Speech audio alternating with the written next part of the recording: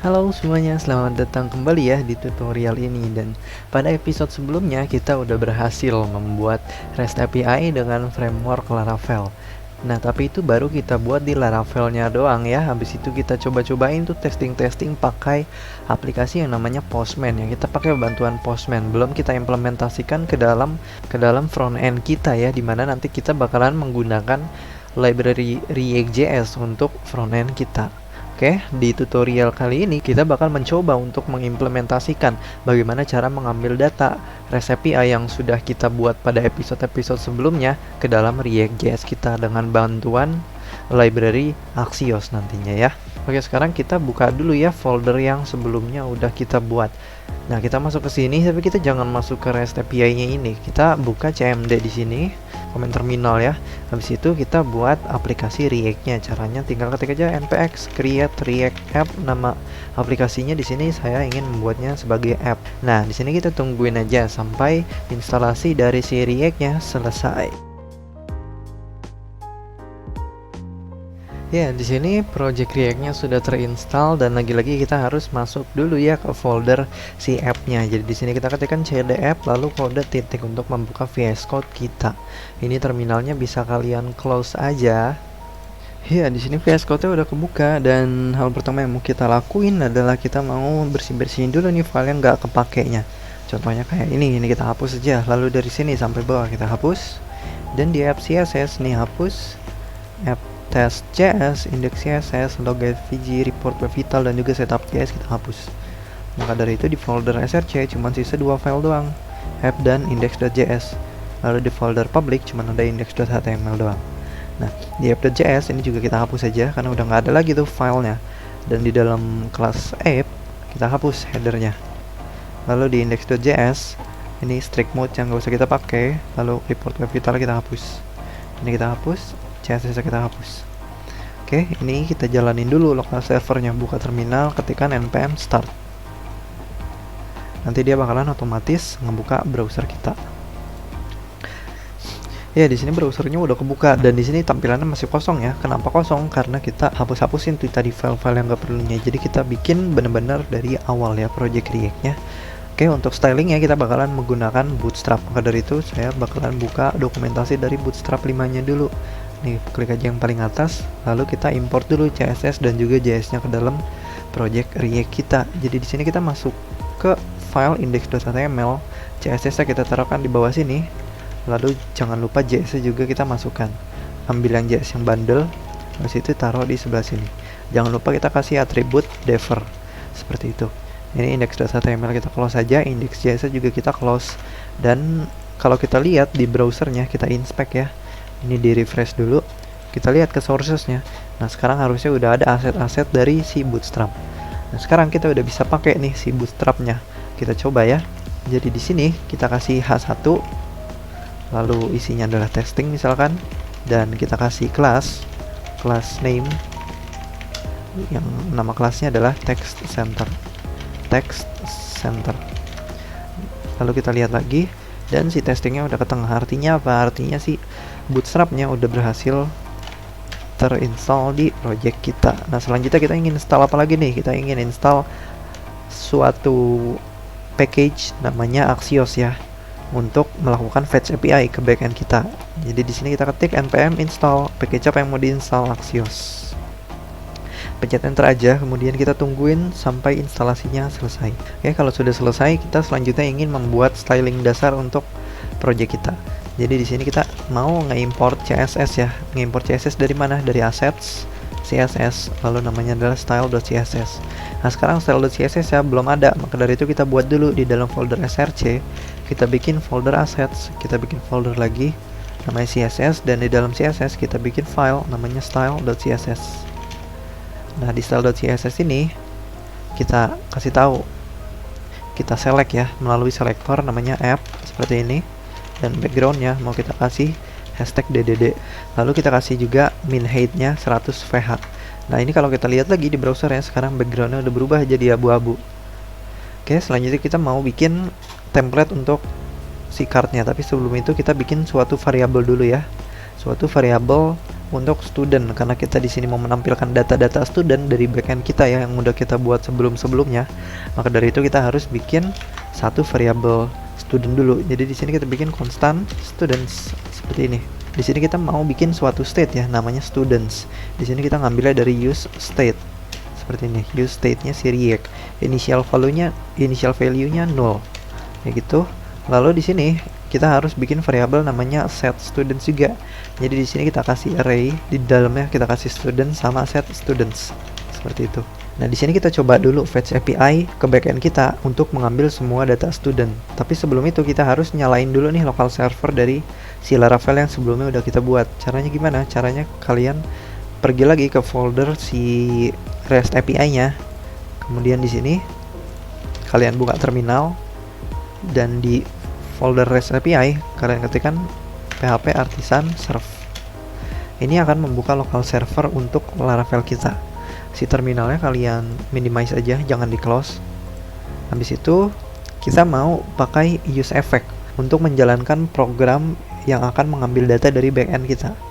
Jadi di sini importnya selain use state kita mau import use effect juga. Lalu kita pakai use effect-nya di bawah sini. Use effect ini adalah sebuah function yang menerima parameter pertamanya adalah function lagi. Lalu parameter keduanya adalah dependency. Ini kalau kita kosongin dependensinya, ini artinya setiap kali kita merefresh browser kita akan menjalankan function ini sebanyak 1 kali. Gitu. Jadi function ini bakalan dijalanin sebanyak 1 kali setiap kita merefresh halaman ini. Gitu. Oke. Di dalam function ini kita mau ngapain? Kita mau ngambil semua studentnya. Cara ngambil semua student tadi pakai Axios ya, library yang udah package yang sudah kita install melalui terminal tadi.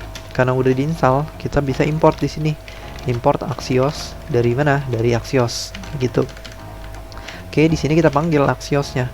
Ini ada metodenya banyak, ada get, ada post, ada delete, put, patch. Di sini kita mau panggil metode yang namanya get. Lalu URL kemana? URL ke http localhost 8000 portnya, lalu /API/students. Seperti ini. Kemudian kalau fetch API-nya berhasil, kita panggil function yang namanya then. Ini artinya kalau berhasil ya. Kalau si metode ini berhasil, maka jalankan sesuatu di sini, kayak gitu. Di sini dia nerima suatu function lagi dan parameternya di sini kita isi response. Jadi apapun yang dikembalikan dari si backend melalui endpoint ini, datanya bakalan diterima oleh si response. Gitu. Di sini coba kita console log dulu si response ya, coba. Kemudian kita balik lagi ke browser, kita inspect, masuk ke console dan kita refresh. Nah, di sini katanya ada error, kita lihat aja errornya apa. Buka, masuk ke response dan kita lihat datanya. Katanya no connection could be made untuk MySQL kita. Itu karena kita belum nyalain exam kita. Jadi examnya dibuka dulu, di sini MySQL-nya dinyalain. Apache-nya nggak perlu, tapi di sini saya nyalain aja juga. Oke, kalau dua-duanya udah dinyalain, ini kita close aja dan refresh lagi. Nah, seharusnya fetching datanya udah berhasil. Nah, tuh. Dia berhasil. Di sini kita masuk ke data ya. Di sini dia berhasil katanya nge-fetch semua studentnya. Nah, ada 21 student nih katanya. Ada student Antras, ada student si Maximilian, ada student si Rayleigh dan lain sebagainya. Nah, karena di sini kita mau mengambil data mahasiswanya doang, artinya kita harus masuk ke datanya. Habis itu kita harus masuk ke datanya lagi. Gitu. Jadi di sini bukan response nih, tapi response titik data. Jadi di sini kita bikin const student. Ini kita ngambil dari mana? Dari response ini kita masuk ke datanya, kemudian kita masuk ke datanya lagi. Nah, ini coba kalau kita console log lagi, tapi console lognya sekarang console log si student. Hasilnya bakalan kayak gimana? Browser di refresh lagi dan yang keluar di konsol itu udah array dari kumpulan si mahasiswanya dalam bentuk objek-objek kayak gini ya, kumpulan objek dari mahasiswa.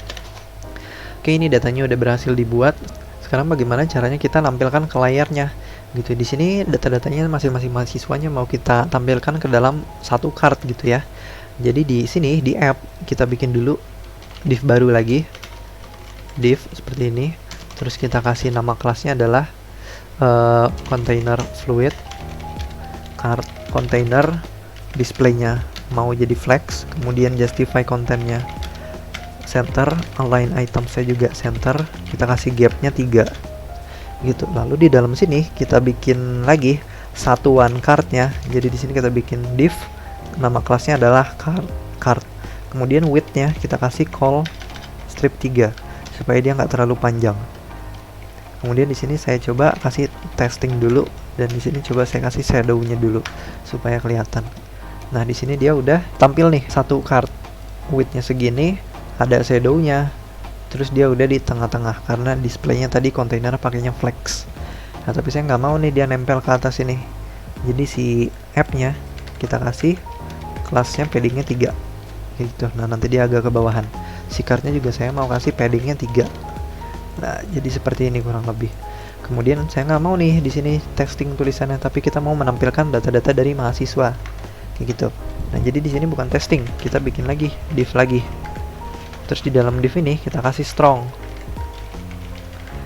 Lalu di dalam strong ya kita tampilin kolom mana yang mau kita tampilkan. Misalkan kita mau nampilkan namanya siapa, kemudian username-nya apa, kemudian emailnya apa.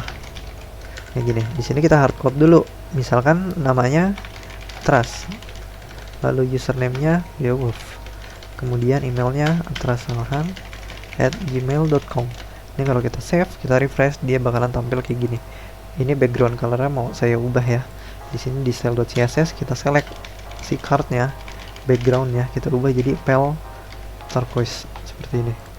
Kita lihat lagi. Nah ini udah jadi satu cardnya. Nanti si card-card ini mau kita isi nih datanya pakai data yang udah kita fetch melalui API tadi ya, melalui backend. Karena kita udah tahu datanya kita simpan di student, nah jadi kita mau mapping si card-card ini berdasarkan variabel student yang ini. Tapi sebelum itu kita harusnya pakai variabel students yang ada di sini ya, bukan pakai variabel students yang ada di sini.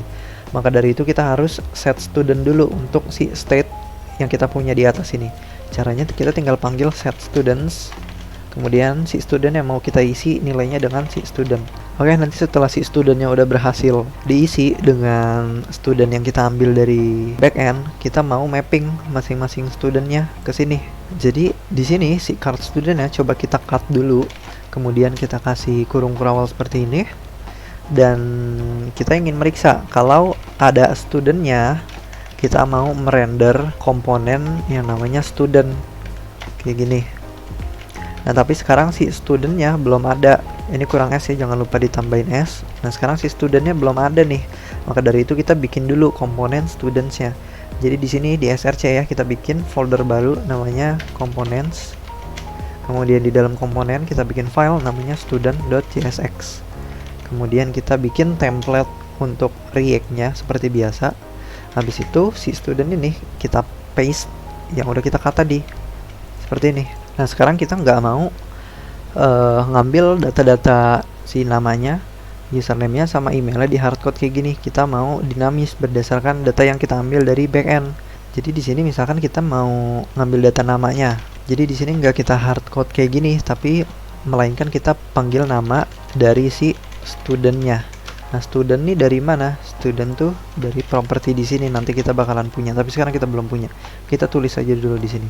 Kita kasih namanya, kita kasih username-nya, dan kita kasih emailnya kayak gitu. Nah sekarang kita urusin nih si student ya. Si student dapat dari mana? Si student kita kan mau dapatnya dari student yang ini ya, student yang state kita punya di sini. Tapi si student sini itu masih datanya banyak gitu, belum data masing-masing student. Maka dari itu kita harus mapping dulu nih si studentnya, kita taruh di depan sini. Jadi si studentsnya mau kita render ke dalam card student kayak gitu. Nah karena di sini dia nerima properti student, artinya kita harus ngasih tahu student yang bakalan dipasing ke komponen student itu student yang mana. Kalian ketik kayak gini, student sama dengan student kayak gitu. Di sini katanya studentnya masih belum terdefinisi, maka dari itu kita harus import dulu komponennya. Import students from components student. Oke, ini kalau kita refresh, nah ini udah tampil semua studentnya, tapi masih berantakan karena si kontainernya harus kita ubah wrapnya jadi flex wrap kayak gitu. Jadi di sini kita tambahin ya flex strip wrap. Kita lihat lagi. Nah, udah rapih dan semua datanya udah ketampil di layar. Nah, di sini saya recap lagi sedikit. Jadi awal-awal kita bikin suatu state namanya students. Nah, students nih ngambil dari mana? Students nih ngambil dari database. Cara ngambil dari database itu kita harus pakai Fetch API.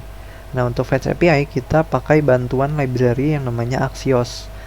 Axios ini package yang bisa membantu kita untuk melakukan Fetch API ke backend kita. Nah, si Axios punya banyak metode, salah satunya adalah get untuk mengambil suatu data dari URL mana, dari URL Laravel kita, lalu ke /API/students.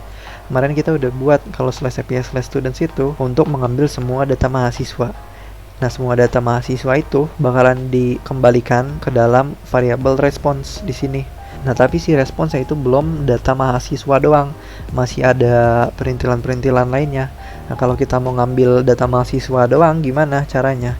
Kita harus masuk ke dalam data, lalu kita harus masuk ke dalam data lagi.